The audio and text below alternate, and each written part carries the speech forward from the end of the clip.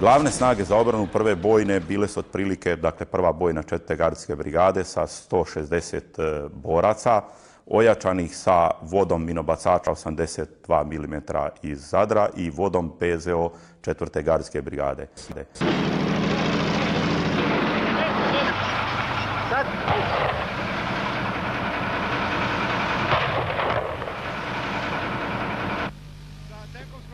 Došli smo ovdje do jednog zaseoka 2 km bliže Zadru, tako? Šta je ovdje bilo, recite?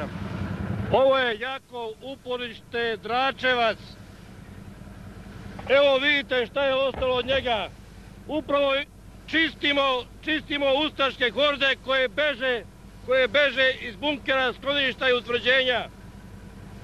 Za koji minut bit ćemo tamo. Padobranci su prvi otišli, jel tako? Padobranci, mehanizovana pešadija, jedinice teritorijalne odbrane krenule su čišćenje i očišćavaju. Doćete znači još malo na samo predgrađe Zadra, jel te? Pa do večeri, evo sam na predgrađu Zadra, imat ćemo Zadar na dlanu.